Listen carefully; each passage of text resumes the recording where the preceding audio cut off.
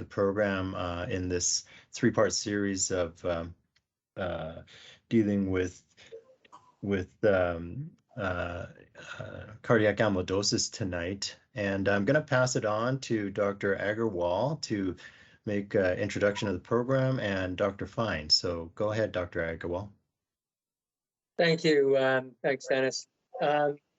And so just for those that don't know me, I'm Sandeep Agarwal, cardiologist in Calgary.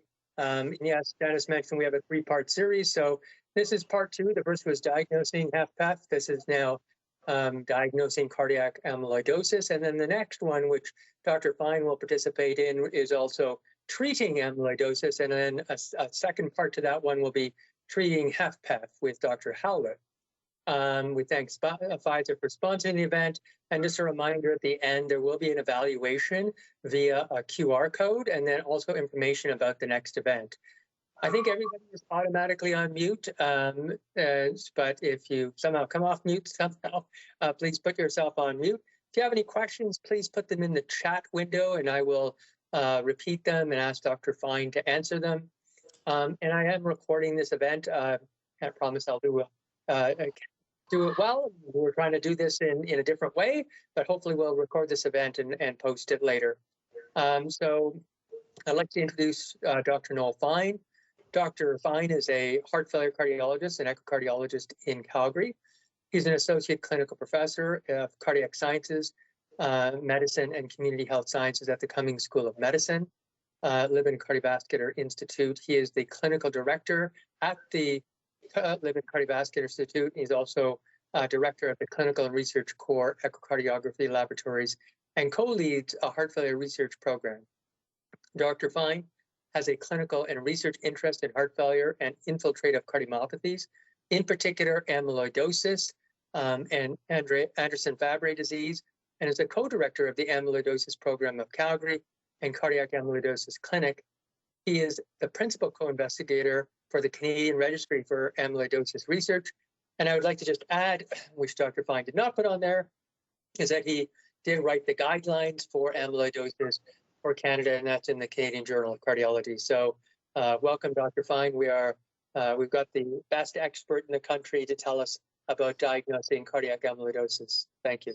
Yeah, thank you, Dr. Agarwal, for that kind introduction. I contributed to the writing of the guidelines. There were lots of people who also contributed a lot, but thanks for the kind introduction and for the invitation to be part of this excellent series. It's really an honor for me to talk to you tonight about this topic, and thanks again to Pfizer for sponsoring.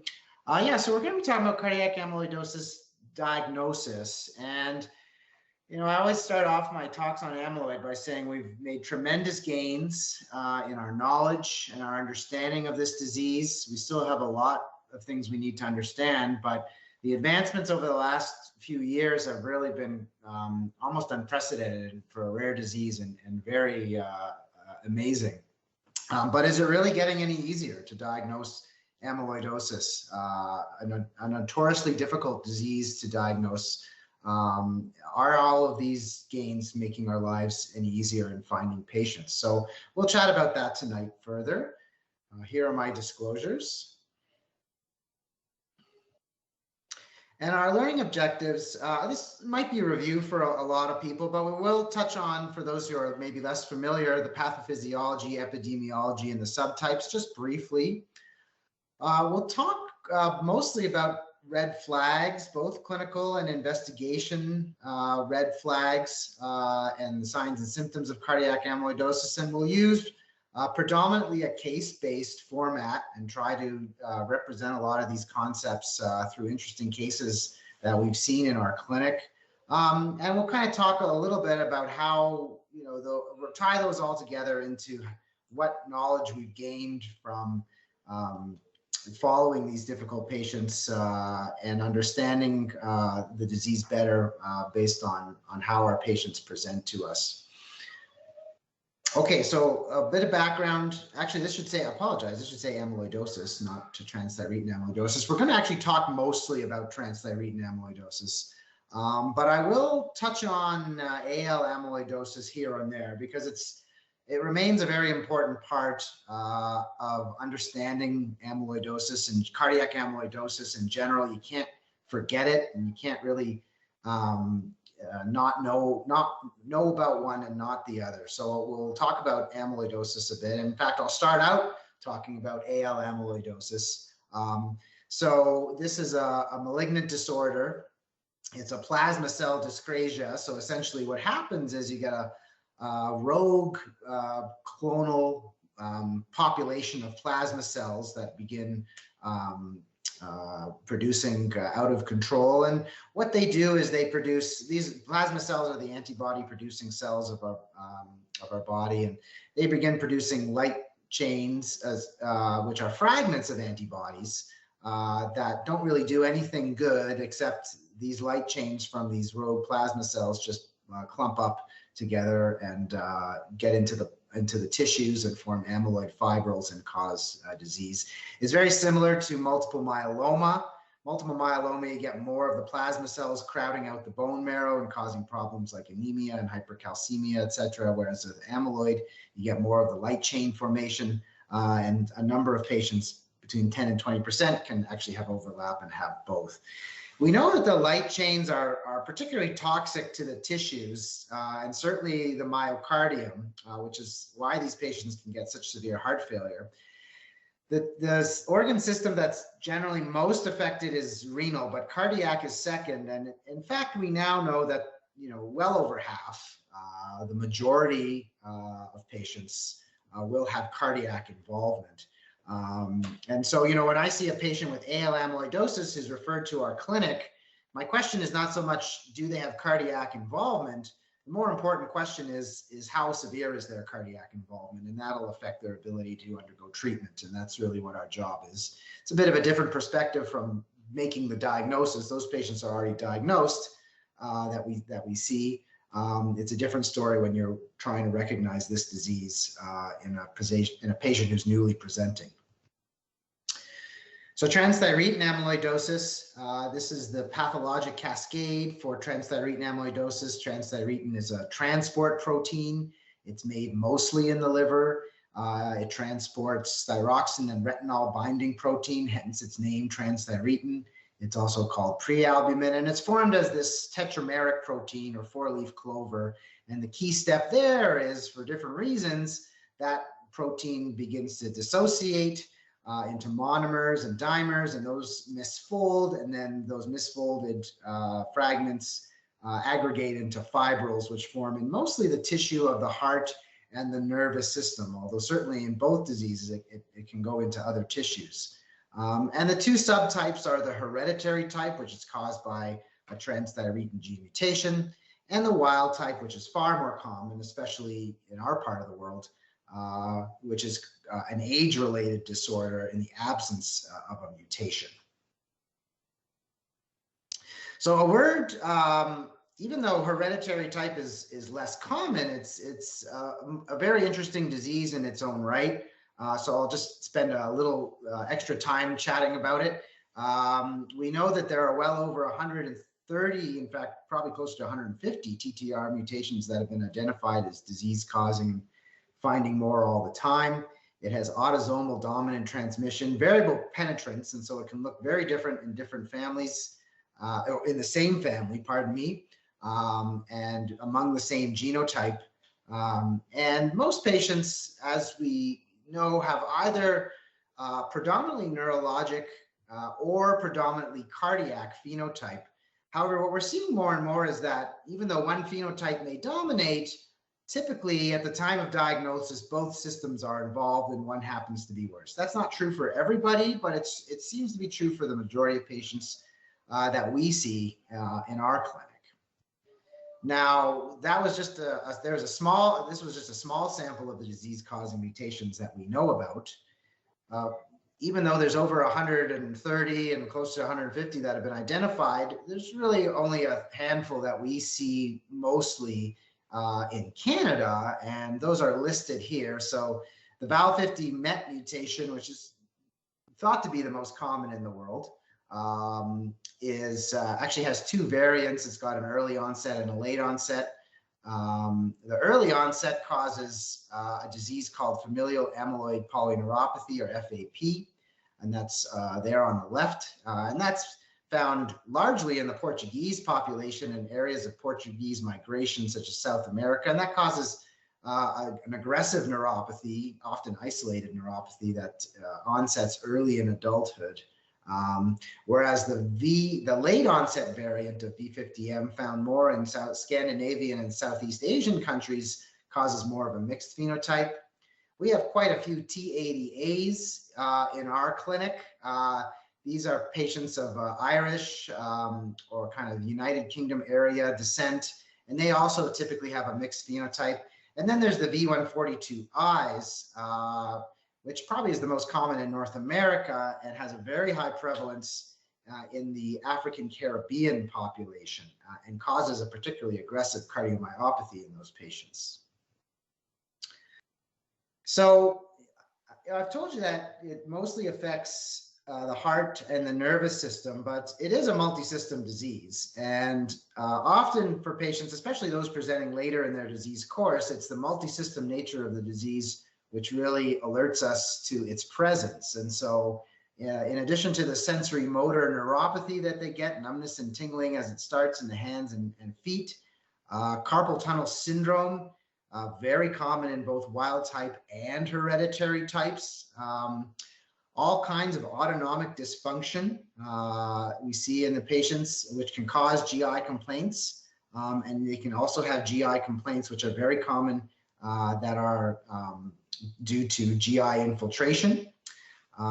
Certainly weight loss and cachexia in later stages of disease. Occasionally renal dysfunction, although that's not too common. And then vitreous opacities, that's more for some of the mutations that we see that can cause those, and they can cause blurred vision and even retinal detachment. So, you know, if you see a patient who's progressing with multi-system symptoms and they don't have a diagnosis, I mean, in general, I'd say think of rare diseases, of course, but, you know, certainly this would be very near the top, especially if they have predominantly cardiac and neuro involvement. Other signs and symptoms, if there's a rapid disease progression, particularly for hereditary type. We see that with AL, of course, very rapid progression, but with respect to ATTR, hereditary type tends to progress more quickly, whereas wild type is more slowly. Failure to respond to conventional therapies, certainly this is very true in the heart failure world, where we see that patients don't respond well to conventional heart failure treatments. And then, of course, if there's a positive family history. So these are the typical cardiac manifestations. And so heart failure is still the most common manifestation, often biventricular, typically preserved, although as I'll show you, we probably should remove that, because as we diagnose the disease more and more, we're finding more and more patients with reduced ejection fraction. Atrial fibrillation, very common, as is conduction system disease. Ventricular arrhythmias, usually not a major symptomatic problem, but are often part of the disease. And then aortic stenosis, which is part of the ATTR phenotype, usually in patients who are more advanced disease and older. I'll talk more about that in a minute. Those are all, of course, very common cardiac problems. And so that's always been the challenge, is separating those patients with cardiac amyloidosis from all of the other many patients with these problems that we see every day in our cardiology clinic, with the possible exception of the one on the bottom there, worsening tolerance to cardiac medications. You know, that is generally a more specific sign for cardiac amyloidosis. So I like to use this slide just to kind of emphasize that point and use the term hiding in plain sight as common cardiovascular disorders. And there's a number of studies that have shown this over the years. So here's one from Europe. This has shown patients who were admitted to hospital with HFpEF, who had increased wall thickness, who were over the age of 60. 13% had actually ATTR. Aortic stenosis, again, I'll talk more about this, but this is quite a hot topic now with respect to ATTR and how We find ATTR in patients with aortic stenosis, especially our older population, in particular those who are referred for transcatheter aortic valve replacement. And then hypertrophic cardiomyopathy. I think this is still gets confused for transthyretin or cardiac amyloidosis in patients, particularly those who are diagnosed at an older age. And all of these have been studied and found to be a common source for misdiagnosis or missed diagnosis. Yeah. So a number of these factors contribute to still a diagnostic delay. I think we're getting a lot better here, but we certainly still see a lot of patients who are picked up later in their disease stage when we know that the therapies are generally less effective. Some of them touched on already. So phenotypic heterogeneity, the disease, particularly the hereditary type, and especially AL amyloidosis, in fact, can look very different from one patient to the next. Non-specific signs and symptoms, so I've already talked about that. So all of those things that we see every day make it challenging to figure out which patients have cardiac amyloidosis versus not. And I'll actually add this, that our neurology colleagues who are trying to diagnose ATTR for patients who are presenting with peripheral neuropathy have the same problem, in fact, because peripheral neuropathy is a very common diagnosis in the community, caused by many very common things such as diabetes and thyroid dysfunction and alcohol and even monoclonal gammopathy of undetermined significance. So their job is just as challenging as ours. Multiple diagnostic tests are available, sometimes with non-specific findings, especially early in disease. Variable mutation penetrance, I mentioned that already. Family history is rarely helpful for patients with hereditary. Most of the patients we diagnose are probands, and that's not because the disease is new in their family. It's just because the disease, particularly in North America, often presents later in life, and we just didn't know about this disease in earlier generations, and so it was not recognized previously, when we're diagnosing our patients now. Multiple specialties often get involved, and all of these things kind of delay correct diagnosis as patients bounce around from one test to another and one specialist to another. And of course, the key part is an index of suspicion and being aware of it and thinking of it. So this is the diagnostic algorithm from the Canadian guidelines, and these were published in 2020, so not so long ago. But I look back at the document, and already there are quite a few things that are dated about it, just a reflection of how quickly the field is moving. I think this holds up pretty well still. And so just to go through it quickly, if cardiac amyloidosis is suspected, so that's kind of the key, again, the key rate limiting step is to suspect it, based on a standard cardiovascular workup, then the next important step is to screen for plasma cell dyscrasia or monoclonal protein. That's done through serum and urine protein electrophoresis and serum-free light chain assay testing. If those things are abnormal, then the next step is to refer to an oncologist or a hematologist who will likely do more investigations such as a bone marrow biopsy or possibly other biopsies. And then either amyloidosis will be diagnosed, AL amyloidosis, or excluded. And if it's ruled out or if the screening is negative, then you go down the pathway on the right in pink. And the next step is the pyrophosphate scan, which we'll talk more about. And then if that's positive, then you do genetic testing to confirm which subtype they have. And if it's negative, then you can exclude it. Or if it's equivocal, which is still happens, although is becoming less common, then you may need to go on to do a biopsy. So there are a number of red flags that have been discussed in the literature, and there are lots of lists, some of them long, some of them short. This one focuses mostly on examination or investigation findings, and I'll touch on more of this in a little bit. Strain abnormalities with apical sparing by spectral tracking echocardiography, increased wall thickness on imaging, but low voltage on QRS, AV block with increased wall thickness, echo findings of a hypertrophic phenotype with infiltrative features such as thickening of the other structures of the heart, extracellular volume expansion and late gadolinium enhancement that's characteristic of amyloid on MRI. Some of the symptoms, polyneuropathy and dysautonomia, which we mentioned, carpal tunnel syndrome, and a chronically elevated troponin level. So this is, I think, a pretty good list, but in the guidelines, at least, I still think this holds up pretty well too.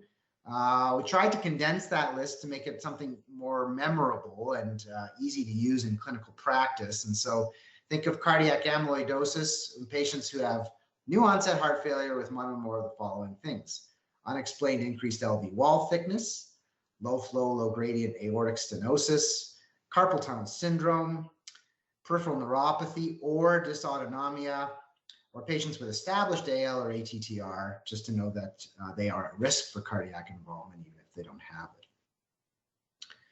So I'll chat for a minute or two just about echo, because I think echo is still where the diagnosis of cardiac amyloidosis still gets recognized the most or considered the most. And so it remains a very important tool.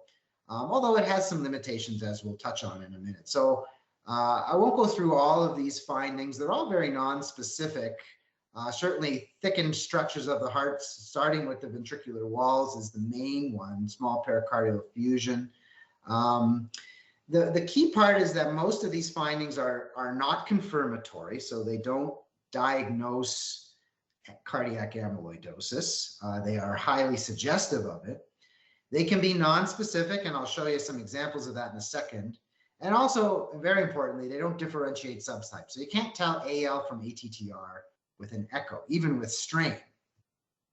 Now, strain is a more specific tool, particularly this apical sparing pattern that we see on global longitudinal strain, which is very valuable, but not, certainly not without its own pitfalls.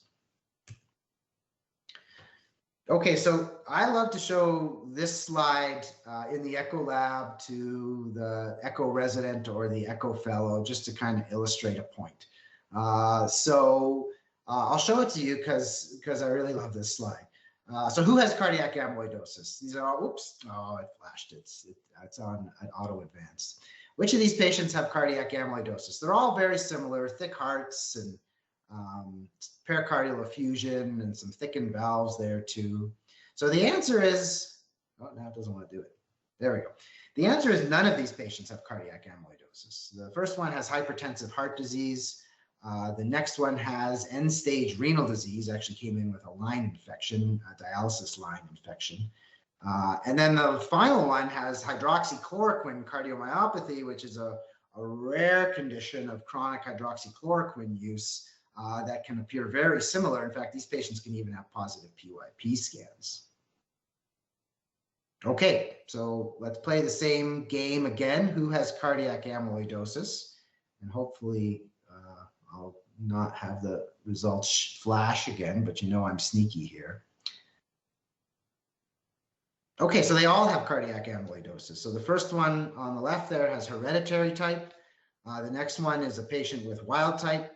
And then the last one is a patient with AL amyloidosis, but in fact, this patient's echo is almost normal, which was interesting. This patient had recurrent chest pain, was quite a challenging diagnosis to make, but ultimately was made by cardiac biopsy. And so this just goes to show that, echo is a very valuable tool, but has its challenges and limitations, and it needs to be combined with the clinical picture.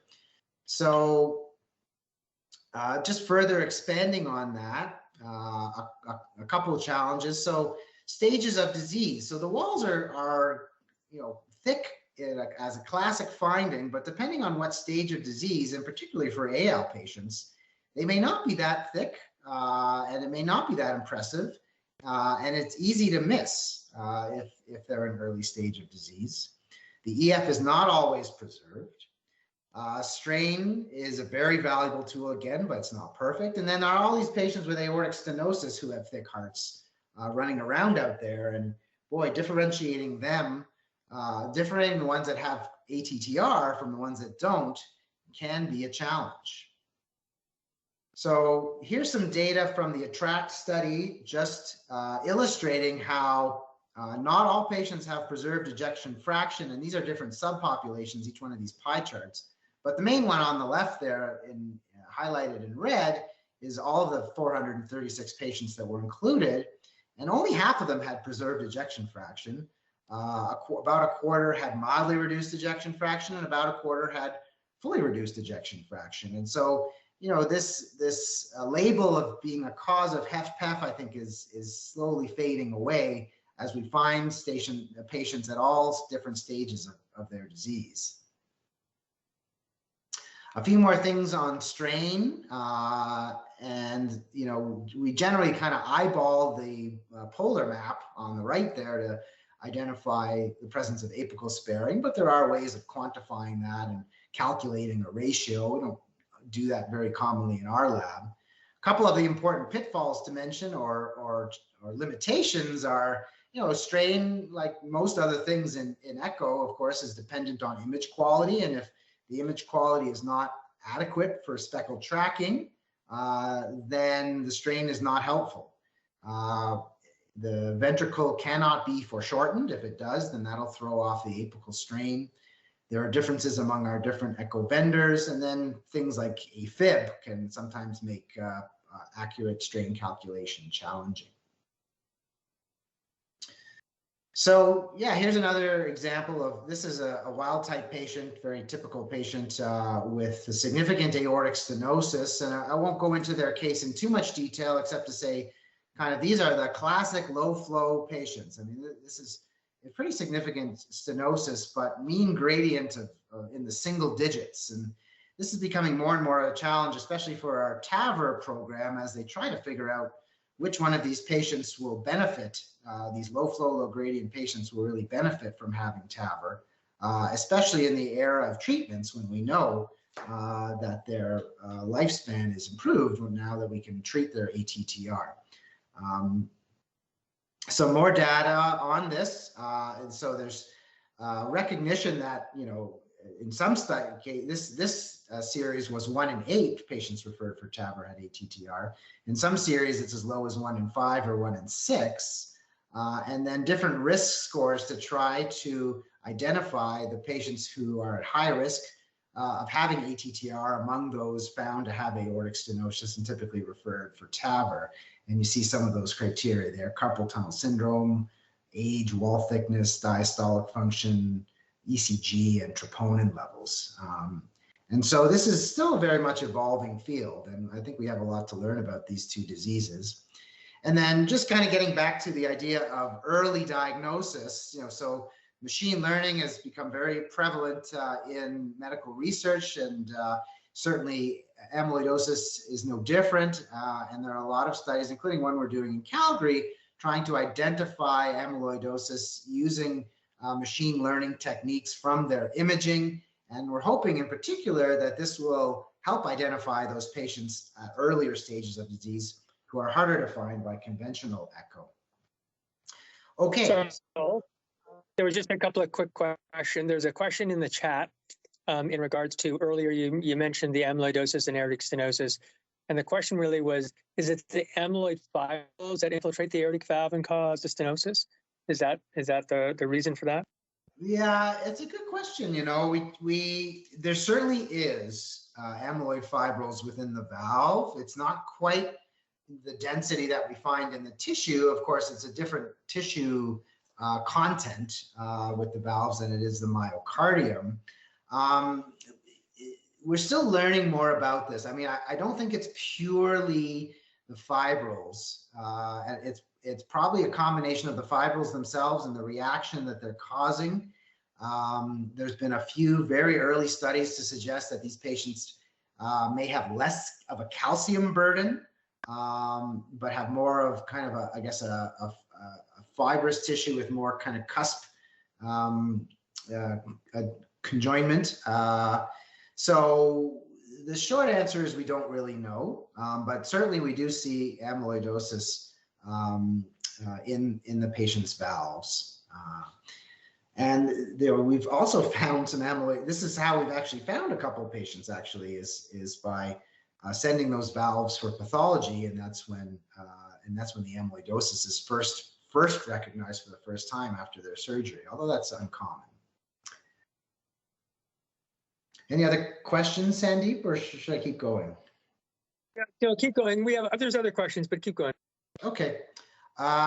So yeah, we'll get into some cases here and hopefully illustrate some of these points I've been talking about. So this is, we'll warm up with this one. So this is an 80-year-old man referred for dyspnea and fatigue. A lot of kind of the classic findings that we see in ATTR amyloidosis. So pacemaker was inserted for high-grade block a couple of years ago, now has moderate aortic stenosis, some renal dysfunction to go along with their heart failure, a few other comorbidities. You see their current meds on the right there. And developing mild but progressive edema over a few months, prescribed a diuretic. Findings that are kind of consistent with both heart failure and some aortic stenosis, AFib on their ECG, and then they get an echocardiogram.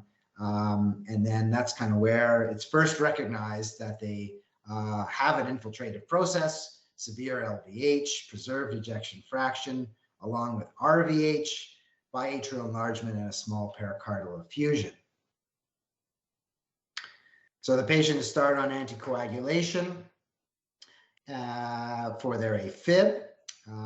Their heart rate is actually reasonably well controlled without any rate controlling agents, which is common for our wild type older patients. Often they don't need any rate control and they don't tolerate those agents often anyway.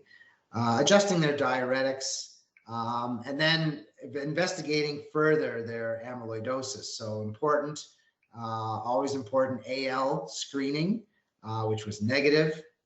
Pyrophosphate scan, grade 3, visual score, heart to contralateral lung ratio 1.75, so positive. Gene mutation testing negative. So diagnosis of wild type. So this is kind of your classic patient with wild type amyloidosis, although this one didn't have carpal tunnel syndrome, at least not diagnosed at the time, although subsequently referred on for testing on further history. Okay, so yeah, that was just kind of a one to get us warmed up on some of these cases and get a little more challenging. Okay, so here's our next case.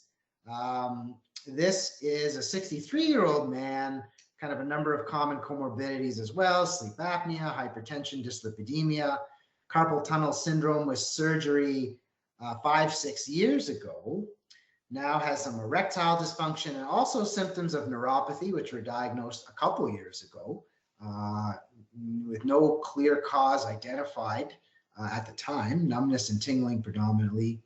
Patients of Northern European descent.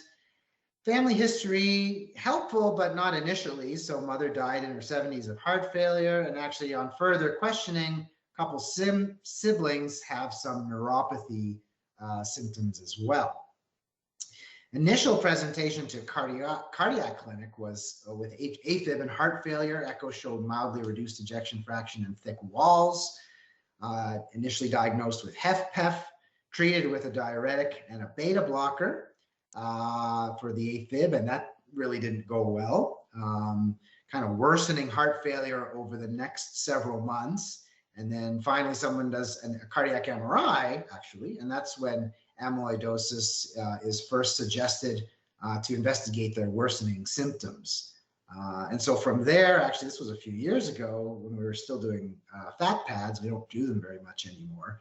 But that was the next step for this patient, was a fat pad biopsy, which was positive for Congo red staining. And the patient was sent for, and the tissue was sent for mass spectrometry, which was consistent with transthyretin amyloidosis.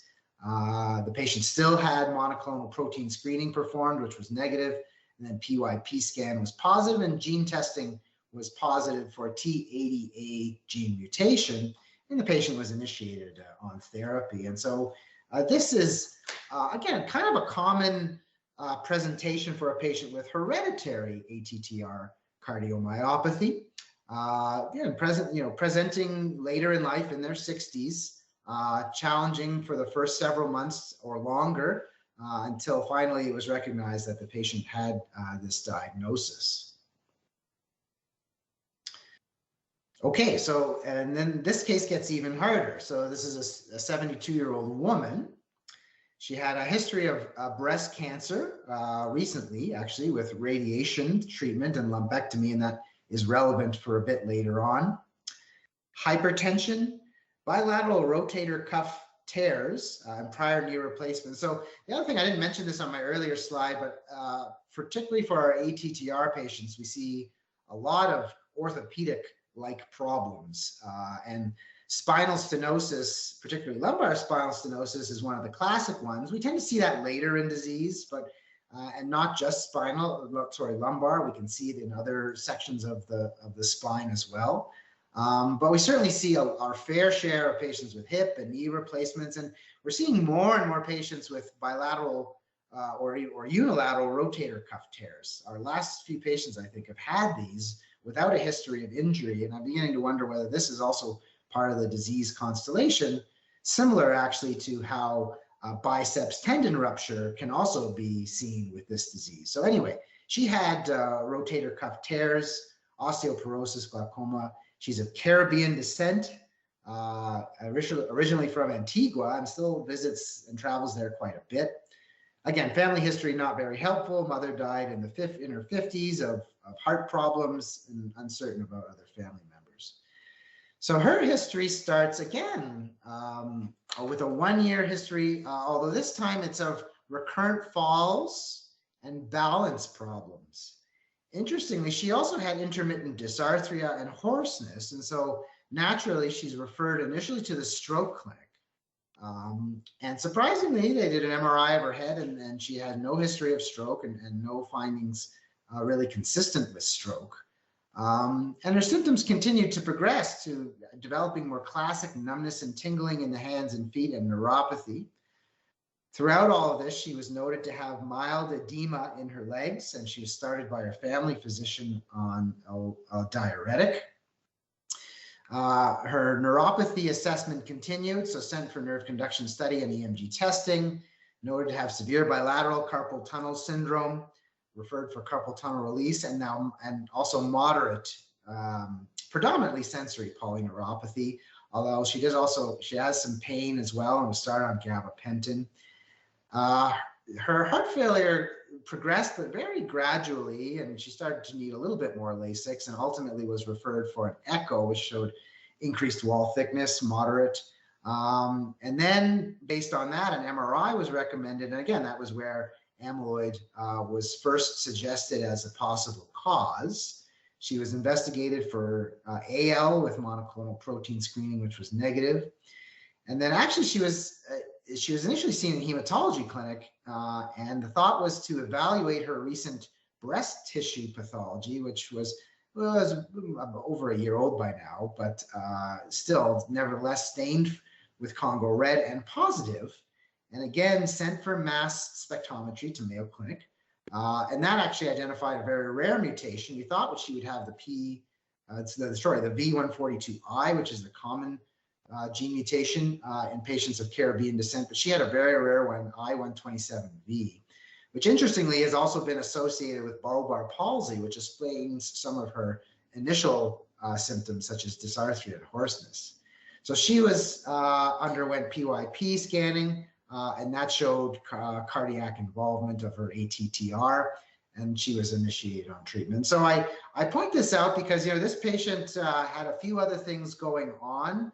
Certainly her cardiac symptoms were there, but were not the main symptom that she was experiencing, not the predominant symptom that was bothering her and most burdensome for her. But these patients may still show up in our clinics, and so we should be attuned to some of these neurologic manifestations, even if they're not necessarily the classic ones, particularly in patients who are at risk, such as those in endemic ethnic and racial groups.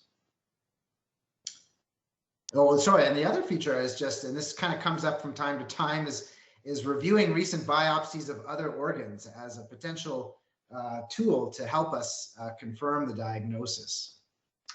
Okay, so moving on, this is the case of a 74-year-old woman, past history of hypertension, AFib, and coronary artery disease, had a stent placed 6 years ago, but hasn't really had any problems with that since. Presents to hospital with a 6 to 8 week history of worsening dyspnea on exertion and peripheral edema, heart failure, admitted to hospital for further workup. Troponin is a bit elevated, NT-proBNP is elevated. Creatinine is not too bad, although sodium is low and hemoglobin is kind of borderline. And physical exam consistent with heart failure, and again, kind of decreased sensation in hands and feet was noted. And so these images are courtesy of Dr. Miller. These are kind of going to illustrate some of the challenges that we've come across with regards to PYP scanning and hopefully some of the gains in knowledge that we've made as a result. So she did have monoclonal protein screening that was negative, and she was sent for a PYP scan on suspicion of amyloid. And this shows a visual score of 2, which is considered to be diagnostic, and a heart to contralateral lung ratio of 1.3, which is considered to be equivocal. And so this is actually a discordant result. And we were getting a lot of these, especially when PYP was becoming more popular, I guess, and proliferating into the labs across the country, and its value for this diagnosis was recognized. This equivocal or discordant finding was actually not uncommon and very challenging to deal with, because we weren't sure, should we send these patients for biopsy? What should we do with this result? So I send these results to Dr. Miller to look at, and using SPECT imaging to help localize the region of uptake, as you see here, it was clear that this patient had cardiac uptake of the radio tracer, and therefore this was indeed positive study, consistent with ATTR cardiomyopathy, and this patient ended up having wild type. So just a word on this. And so initially the research that was done recognizing PYP scan as valuable for diagnosing ATTR was done with planar imaging. And the scoring system was based on a visual grade, and that's this top row here on the top left, comparing it to bone, and also a heart to contralateral lung ratio as a more quantitative region of interest comparison, and a score of 1.5 or more was diagnostic. But we would see a lot of equivocal studies, because we'd see patients with a ratio of 1 to 1.5 was scored as equivocal, and a patient at a ratio of less than 1 was negative. But we may have discordant findings, or we may have equivocal findings. So after a year or two, and in fact, these recommendations were from the American Society of Nuclear Cardiology in 2020, again, not that long ago. And on the bottom here is the Canadian recommendations, talking about mostly actually planar imaging. It was recognized that SPECT is really a pivotal part of their diagnosis. And in fact, you can't diagnose ATTR anymore without using SPECT, because of this problem with equivocal scans, and also false positives caused by uptake from the blood pool as opposed to the myocardium. And so SPECT is necessary now. Planar imaging and heart to contralateral lung ratio, which comes from planar imaging, is not sufficient to diagnose ATTR. You need to see diffuse uptake on SPECT imaging. And if you see that, you don't really actually need to worry about their heart to contralateral lung ratio, because that's good enough. And I think this is a message that's taken some time to spread to different nuke labs, but is now, I think, very commonly recognized, and has really improved the diagnostic accuracy of this test in the community. So with that, here's another. By the way, Nowell. Yep. Just so you know, Rob just piped in on the chat and said with SPECT, particularly SPECT-CT, the percent of equivocal scans is very low, i.e. less than 5%. Yeah, it's made all the difference in the world. Thanks, Rob, for adding that. So it's really reduced our need for biopsy to almost zero now that we use SPECT-CT for these cases routinely. So here's another case. This is a 75-year-old man, has a fairly unremarkable medical history, and presents to hospital with heart failure, and pretty profound lethargy and fatigue, actually, just really doing poorly over a series of weeks, and gets admitted. And similar lab values, although this patient has a little bit more kidney injury, and hemoglobin is a bit lower, 92. Again, low blood pressure, less heart failure, at least less left heart failure for this patient, clear lungs, mild ankle edema, and prominent bruising on the extremities. And so, long story short, this patient was investigated, found to have a thick heart on echo, and was sent for PYP scan, and almost identical scoring. So a visual score of 2 and a heart to contralateral lung ratio of 1.3. So again, discordance. So I'll show you the SPECT CT images in just a moment. But at the time, this wasn't really appreciated, and there was a big question mark: does this patient have ATTR cardiomyopathy or not? Over the course of the admission, the patient really struggled, and attempts to diurese really resulted in significant kidney injury. Ultimately, hematology was consulted, not so much initially for a malignancy, but to work up anemia.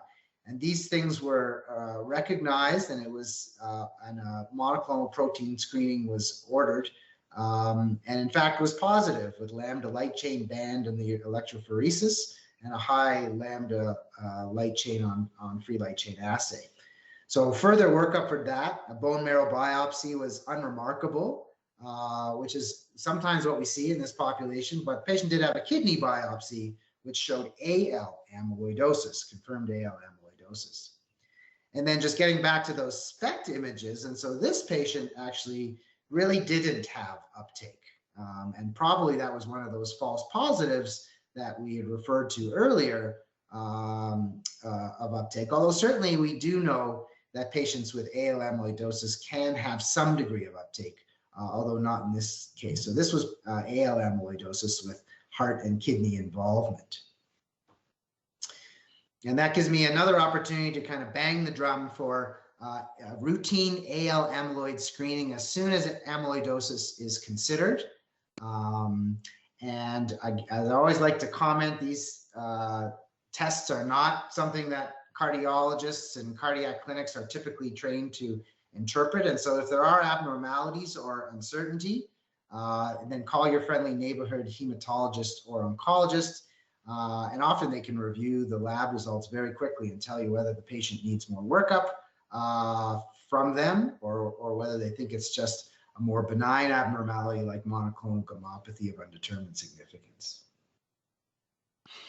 Okay, and this is our last case.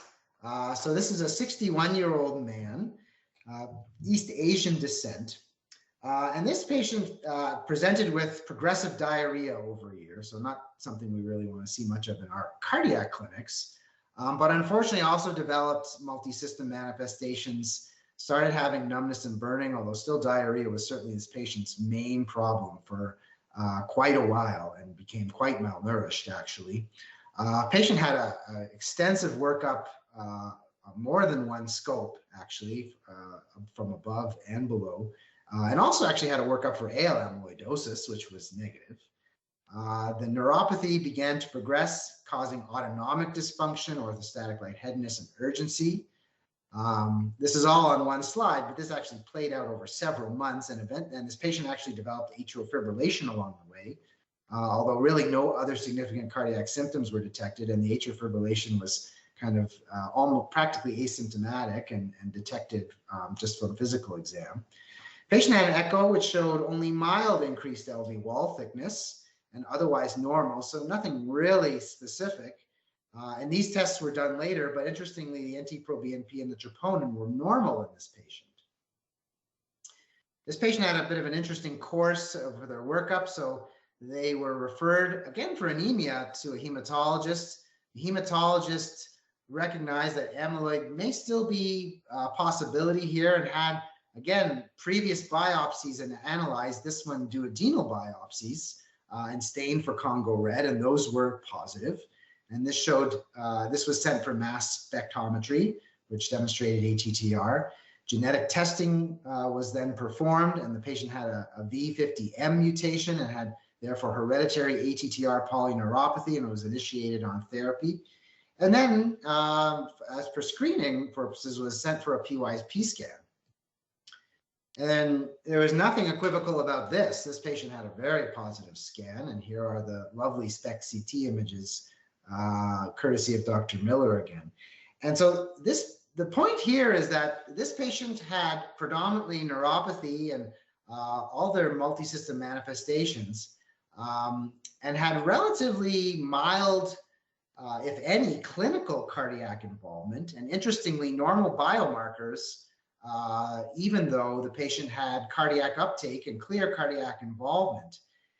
And as we look for the disease more and more and find it in earlier stages, this is something that we're seeing, is that patients can have, unimpressive cardiac biomarkers, whereas we used to think that NT-proBNP and troponin were classically, historically elevated in our patients, especially NT-proBNP.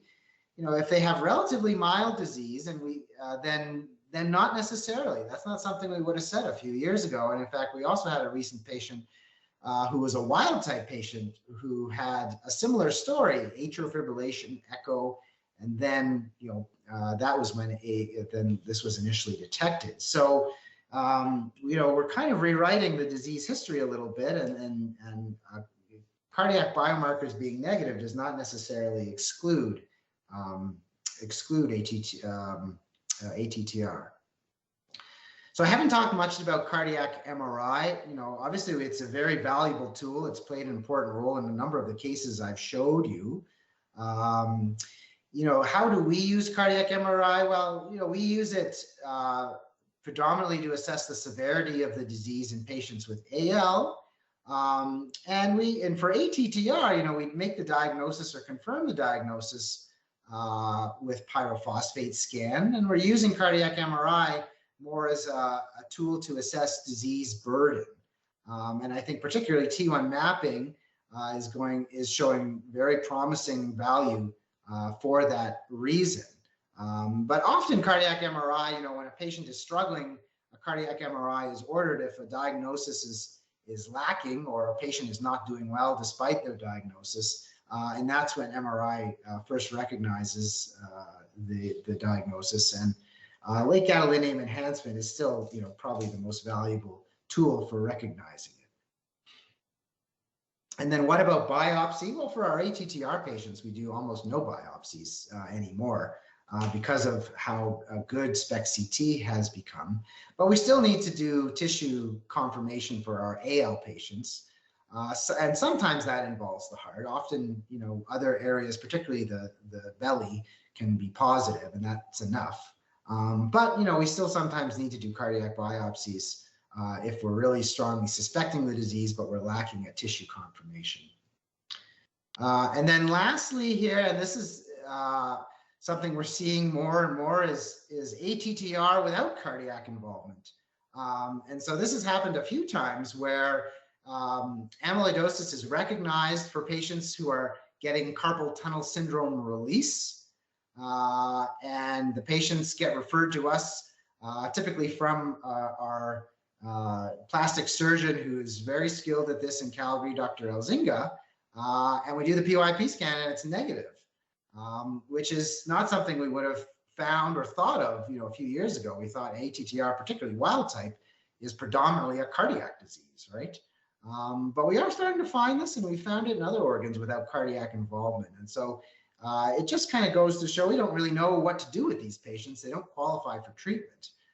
But it does kind of represent an interesting new aspect of ATTR, which was previously not recognized. So to summarize, I think compared to 2 or 3 years ago, we have very excellent tools. Many of them are the same tools. It's just we know how to use them better. We have a better toolbox to put them in. I'm starting to sound like my hockey coach here from when I was a kid, but it's actually true. We're learning to use our tools better. Take-home messages, as always, again, screen for AL, always use SPECT-CT with PYP, always do genetic testing if ATTR is confirmed. And again, index of suspicion is a key. So is it getting any easier? Well, in some ways it is, and in some ways it's getting more complicated. So I'll let you decide whether it's getting any easier or not. But I will thank you for listening. And yeah, hopefully we've got some time for some questions and comments. Noel, thank you very much. That was an excellent presentation, lots of good cases.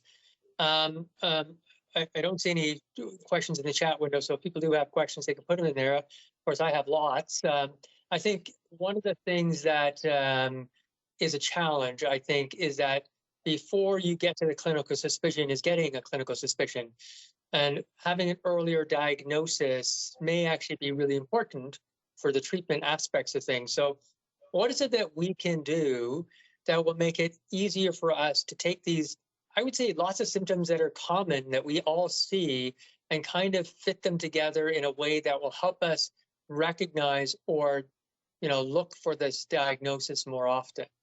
Yeah, it's a good question. It's an area of still ongoing research, and there's lots of, AI algorithms to scan a patient's medical records to try to pick out these symptoms. Not really ready for prime time. And we're still kind of left with this clinical recognition. And if I could say one thing, it's probably the most helpful would be ask about carpal tunnel syndrome, or at least symptoms of carpal tunnel syndrome for patients who may present, especially if they have a thick heart. But the honest answer is that yes, it is still a challenge, and we're looking for ways to find these patients earlier, including screening among patients with atrial fibrillation, which in general is very low yield. And other populations who may have this. I mentioned aortic stenosis. Those patients are often very late stage disease, whereas patients with AFib or conduction abnormalities may be earlier, but very, very hard to recognize and a small minority. So think about neuropathy, think about carpal tunnel syndrome, and hopefully we'll have better algorithms moving forward to find these patients earlier. Yeah, no, so when you're mentioning looking for neuropathy and carpal tunnel syndrome, I think you're sort of saying, like, if you had a patient who had either LVH with carpal tunnel syndrome or neuropathy, or HFpEF in particular with carpal tunnel syndrome or neuropathy, that'd be a patient you sort of say, okay, well, that person might have, that mixed type, and that we should then start looking by doing the scans. And the question of the scans is, for the audience here who may or may not know, how easy is it to get? What's the cost? Is this something that we should be doing a lot more that we're doing not enough of? Maybe Rob can comment on that in the chat. What do you think? Well, I generally have a very low threshold for doing the scans. If I see someone with neuropathy and particularly heart failure, those two things combined, even for patients who have a very good reason to have those things like diabetics. I think, the test itself is not expensive. And Rob can comment more on that, and generally has very good availability, and not just in Calgary, but in some of our other smaller centers across Alberta and across the country. Really, a lot of labs have now learned this technique and are quite good. And so, I think the tool that we recommended in the guidelines is still helpful, and that's kind of really what it stresses: wall thickness and neurological involvement. Excellent. Now we're at time, I think, and I don't see any further questions in the chat window. I will say that Rob did type in here, we can do 8 a week in the cardiac sciences, and nuclear medicine can do about the same. The cost is about $200, so that's relatively cheap for a diagnostic test. And the radiation dose is relatively small, so less than half of a SPEC MPI test. So low radiation and low cost. So probably, I don't know what the wait time currently is, but sounds reasonable. If you have some clinical suspicion, the benefit is definitely there because you can figure out therapy, which we're going to talk about at our next program. This is the QR code for the program evaluation, and I'd encourage you all to do that program evaluation. And I think then, Dennis, I think we're sending out information about the next program as well, where we're going to talk about therapy for amyloidosis as part of it, and then therapy for HFpEF. And there's been lots of advances in both of those. So it's a very exciting new field and lots of interesting things that we have to know. But before you can get to therapy, you have to diagnose it. So we thought it'd be important to have this, discussion specifically about diagnosis so that we can get our head around those patients that we need to start doing all of the testing for. And I will note that on the pyrophosphate scan, they specifically recommend to make sure you've done your testing for AL amyloid so that it reminds you to do that as you're ordering for ATTR. You can't forget that component of that. And it's good of Dr. Miller and that group to have put that on there as a reminder to look for it, because sometimes we have our blinders on because ATTR is so common that we start looking for that when we really should be ensuring we rule out something else, AL amyloid, that oftentimes can be quite treatable. Thank you very much again, Nowell, and again, thank you for Pfizer for sponsoring. And please fill out your program evaluation, and we will send out more information about the next program. Good night, everybody. Thanks very much. Good night. Thank you all for your participation. Thank you, Dr.